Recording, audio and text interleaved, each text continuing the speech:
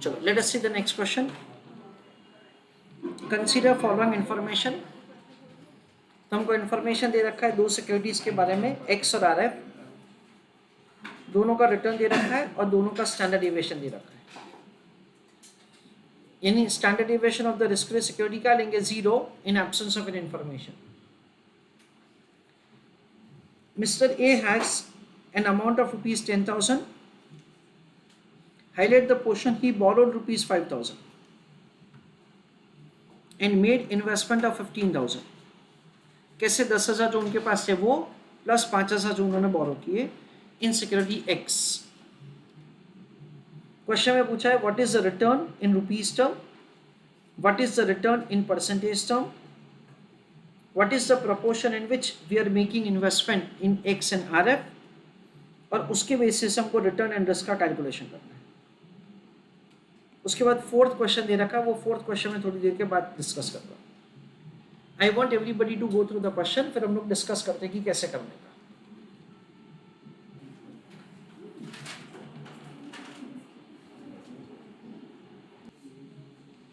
तो पहला क्वेश्चन ऐसा पूछा है हमको, that's what is the return of the portfolio. ना रिटर्न ऑफ द पोर्टफोलियो कैसे होगा वो मैं आपको समझाता हूँ. हम लोगों ने क्या किया, हम लोगों ने 15,000 रुपये इन्वेस्टमेंट किया सिक्योरिटी एक्स में. सो देखो यूज ऑफ कैलकुलेटर. 15,000 रुपये का जो हमारा इन्वेस्टमेंट है उसके ऊपर हमको क्या मिलेगा, 18% से रिटर्न मिलेगा. यानी रिटर्न कितना मिलेगा हमको, 2700 रुपये का मिलेगा. हमने जो 10,000 बोरो किए तो उसके लिए हमको रेट ऑफ बोरोइंग क्वेश्चन में दे रखा नहीं है. डियर स्टूडेंट्स, ये जो हम लोग क्वेश्चन कर रहे हैं that is basically the part of the Markowitz model, जिसमें ऐसा अजम्पशन है in absence of an information that say we are going to borrow at risk free rate of return. यानी क्या होगा कि ये जो 5,000 रुपये हमने बोरो किया है ना उसके लिए रेट ऑफ इंटरेस्ट कंसीडर किया जाएगा 10%. सो 5,000 का 10% कितना होगा, 500 रुपये. यानी हम लोगों ने कमाए कितने, 2700, और हमारा इंटरेस्ट का खर्चा कितना है, 500. यानी नेट हमारा रिटर्न कितना हुआ, 2200. ऐसा करके हमको फर्स्ट क्वेश्चन का आंसर कैलकुलेट करना है. लेट से हमारा रिटर्न ऑफ द पोर्टफोलियो होगा से 2200. ऐसा हमको फाइंड करना है. चलो, I request all of you to write down answer along with me.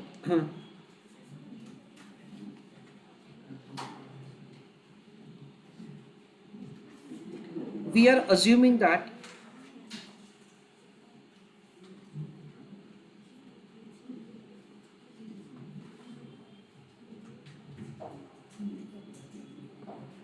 funds are borrowed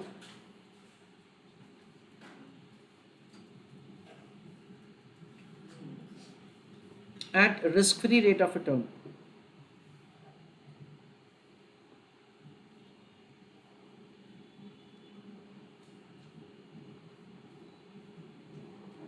full stop.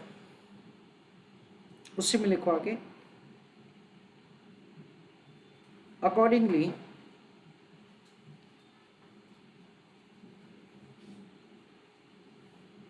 Return of portfolio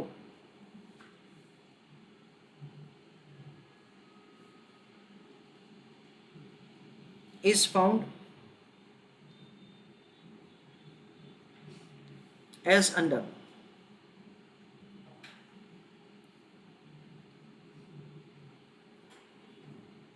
income minus cost.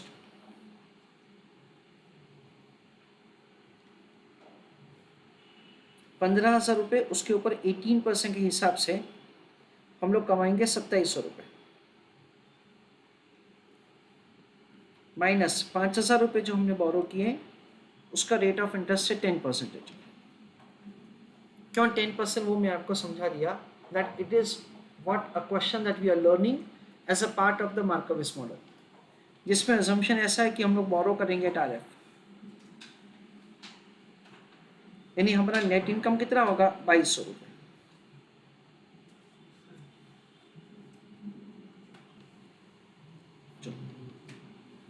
हमको क्वेश्चन में ऐसा पूछा कि compute the return in percentage term. ना friends, return जो percentage term में हमको find करना है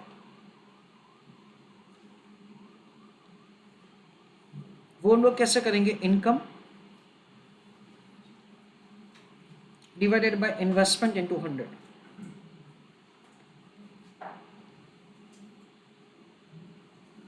इनकम है 2200 रुपये on investment of 10,000 into 100, that comes to 22%.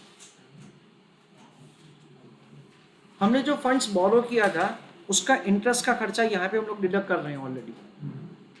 तो ये जो नेट इनकम होगा वो किसका होगा? वो 10,000 रुपये के इन्वेस्टमेंट का होगा। इसलिए यहाँ पे हम लोग इन्वेस्टमेंट क्या लेंगे? हमारा खुद का इन्वेस्टमेंट ही लेंगे and not the gross investment. क्यों? क्योंकि जो बोरोड इन्वेस्टमेंट है उसके ऊपर जो हमको फाइनेंशियल चार्जेस पे करना है वो हमने ऑलरेडी डिडक्ट कर दिया है। A very similar concept that say we do as sir the return on equity. जब हम लोग रिटर्न ऑन इक्विटी का कैलकुलेशन करते हैं तो payment of the financial charges को डिडक्ट किया जाता है। तो इसलिए क्या होगा? डिवीजन में सिर्फ इक्विटी का वैल्यू आएगा। Same concept is applicable over here also. Next question हमको क्या पूछा वो देखते हैं। नेक्स्ट क्वेश्चन हमको पूछा है दैट से आपको वेट कैलकुलेट करना है दोनों सिक्योरिटीज का इन द पोर्टफोलियो और वो वेट से आपको रिटर्न का कैलकुलेशन करना है। चलो, I request all of you to write an answer.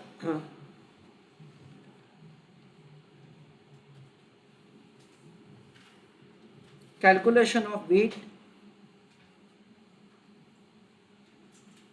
Of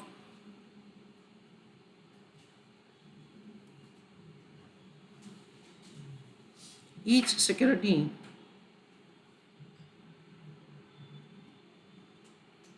in portfolio.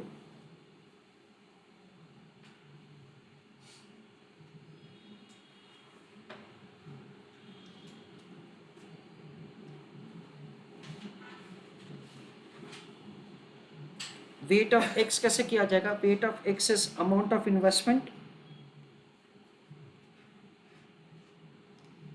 Divided by amount held.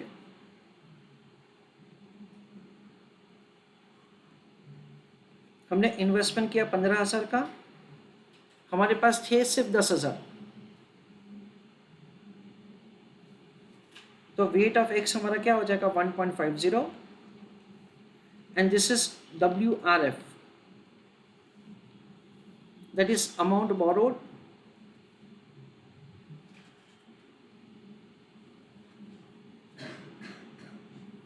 divided by amount held.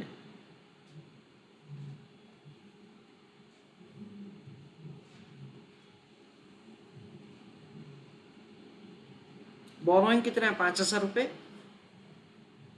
और हमारे पास थे कितना? 10,000।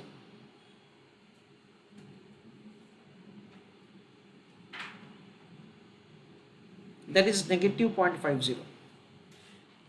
So this is the way we make the computation that say what is the proportion in which we have made an investment. So of course we have borrowed the funds, इसलिए क्या होगा? उसका wait negative हो जाएगा। और security x पे हमने investment कितना किया है? हमारे पास जितना पैसा था ना उससे ज़्यादा इन्वेस्टमेंट किया है, इसलिए उसका वेट क्या हो जाएगा? एक से ज़्यादा हो जाएगा। क्वेश्चन में हमको आगे ऐसा दे रखा है कि उसी के बेसिस से रिटर्न और रिस्क का कैलकुलेशन करना है। तो देखो फ्रेंड्स कैसे होगा? Return of the portfolio is equal to weight of x into return of x plus weight of RF into return of RF। Weight of x कितना है? 1.5 और एक्स का रिटर्न कितना है? एक्स का रिटर्न है 18। Wait of RF is negative 0.5 और RF का रिटर्न कितना? 10% है। 27 minus 5, that comes to 22%. तो रिटर्न ऑफ द पोर्टफोलियो हमारा हो जाएगा 22%।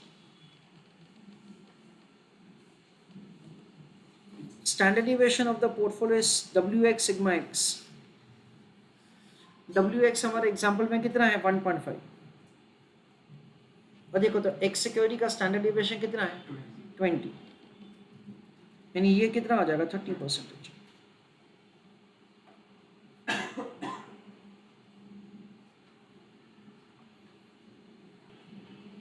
तो फ्रेंड्स ये क्वेश्चन का इंफॉर्मेशन एग्जैक्टली सेम ही है जो प्रीवियस क्वेश्चन में था।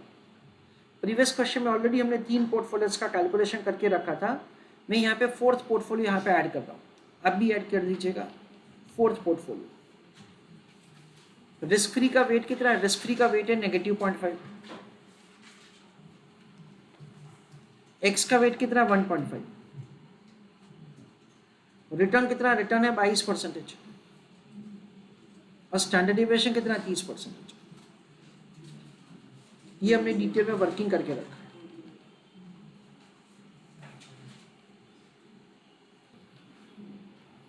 तो ये हमारा लाइक 4 पोर्टफोलियोज हो गया। What you can see dear students, that से एक्स सिक्योरिटी का वेट कितना था? पहले 0 था, 0 से हमने क्या किया? 50% बढ़ाया हमने क्या किया? और 50% बढ़ाया,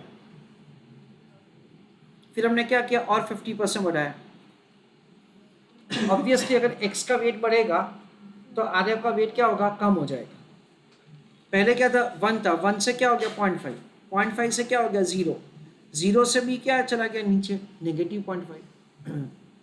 हर एक का रिटर्न ऑफ द पोर्टफोलियो आप देखो, 10 से 14 कितना से बढ़ा? 4% से। 14 से 18 वापस क्या हुआ? 4% से बढ़ा। 18 से 22 वापस क्या हुआ? 4% से बढ़ा। यानी क्या हुआ? लेट्स से ग्रेजुअली आपका रिटर्न जो है ना वो इंक्रीज हो रहा है प्रोपोर्शनेटली। स्टैंडर्ड डिविएशन भी देखो, 0 से 10 हुआ, 10 से 20 हुआ, 20 से 30 हुआ। It means that the return and risk both of them are changing in the same proportion. Return of the portfolio तो हमेशा सेम प्रोपोर्शन में ही चेंज होता है। Why? Because it is simple weighted average. However, यहाँ पे हम लोग क्या देख सकते हैं कि standard deviation of the portfolio भी प्रोपोर्शनेटली चेंज हो रहा है। यानी जैसे जैसे हम लोग रिस्क फ्री से एक्स में मूव हो रहे हैं वैसे वैसे हमारा प्रोपोर्शनेटली रिटर्न बढ़ रहा है। मैंने एक्स का वेट 50% से बढ़ाया तो मेरा स्टैंडर्ड डिविएशन 0 से 10 हो गया, और 50% बढ़ाया 10 का 20 हो गया, और 50% से बढ़ाया 20 का 30 हो गया। So what we can see that over here the standard deviation of the portfolio is also increasing proportionately. Question में क्या दे रखा है? Plot the above figures on a graph paper including the returns and risk calculated for the question number, यानी कि ऊपर वाले question में जो हमारा था वैल्यू उसके बेसिस से हमको एक डायग्राम बनाना है। I request everybody of you to pay attention to let me explain you let's say यहाँ पे डायग्राम कैसे बनेगा। Again on x-axis I am taking the standard deviation and on y-axis I am taking the return. Now what will happen dear students? So the diagram will go like this. Diagram ऐसे जाएगा। What does this indicate? This is indicating that से जैसे जैसे risk हमारा increase हो रहा है वैसे वैसे हमारा रिटर्न भी इंक्रीज हो रहा है। तो we understand something like this. ये हमारा रिस्क इंक्रीज हुआ, उसके साथ साथ हमारा रिटर्न इंक्रीज हुआ। ये हमारा रिस्क इंक्रीज हुआ, साथ साथ में हमारा रिटर्न इंक्रीज हुआ। अगेन ये हमारा रिस्क इंक्रीज हुआ और साथ साथ में हमारा रिटर्न इंक्रीज हुआ। Now this is the way we will have the diagram. X axis पे स्टैंडर्ड डिविएशन है, तो स्टैंडर्ड डिविएशन पहले कितना था? 0, फिर कितना था? 10, फिर कितना था? 20, फिर कितना है? 30। रिटर्न पहले कितना था? 10, उसके बाद क्या हुआ? 14, उसके बाद क्या हुआ? 18, उसके बाद क्या हुआ? 22। This is the way so there will be a straight line. चलो प्लीज ड्रॉ द डायग्राम। चलो I request all of you to write down a note. whenever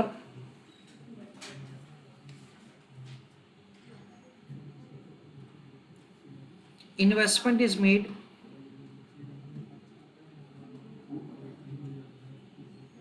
in two securities, comma,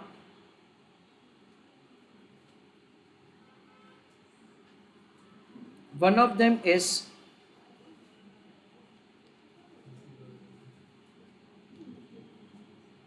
risk-free security, then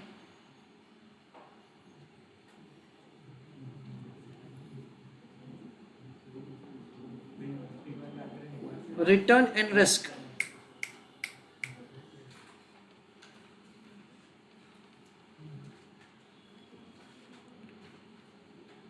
will change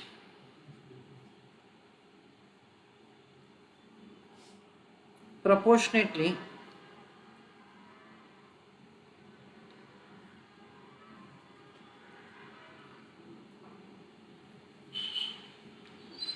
with change in weight.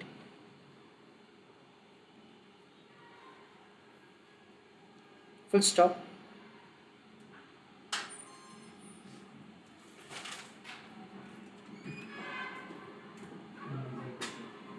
If investor moves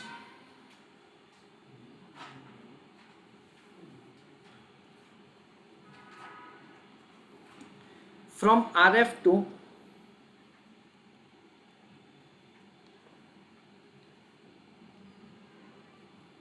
risky security,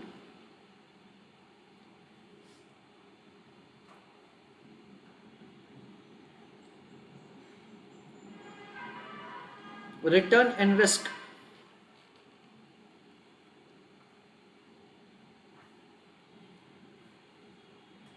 will increase.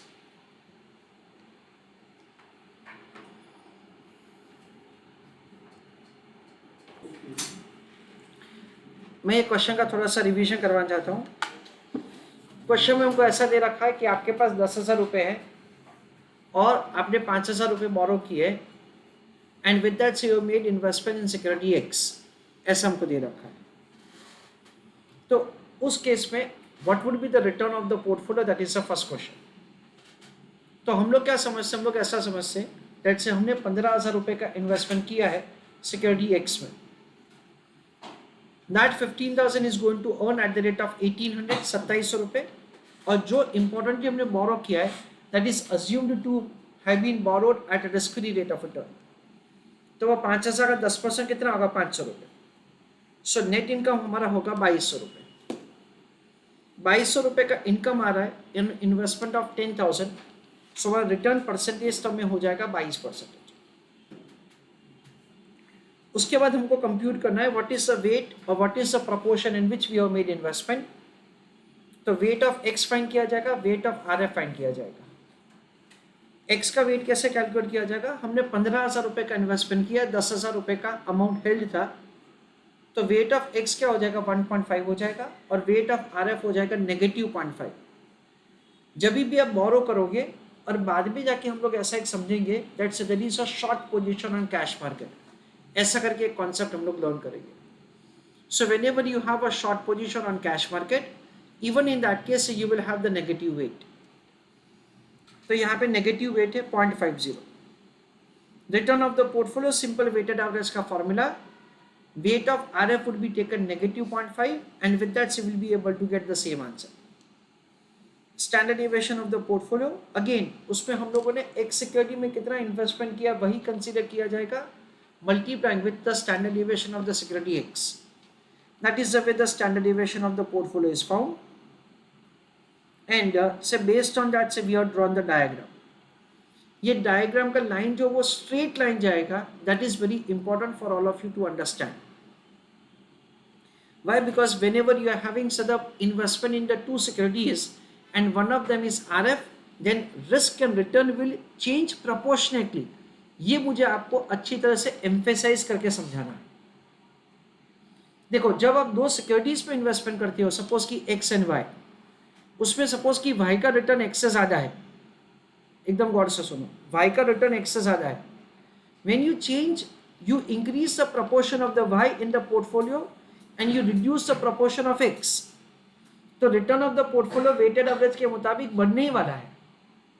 However risk जो होगा ना, उसके लिए correlation coefficient क्या है ना, that is going to matter and accordingly you will be having standard deviation of the portfolio. For that also we are going to cover a question later on. However what I want to emphasise is that say it may not have the straight diagram, it would not be having the straight diagram every time. Every time नहीं होगा, उसका मतलब ये है कि हो भी सकता है, कब वो हम लोग सब डिस्कस बाद में कर लेंगे. पर दो सिक्योरिटीज में से एक आरएफ है तो डेफिनेटली ऐसा ही डायग्राम बनेगा.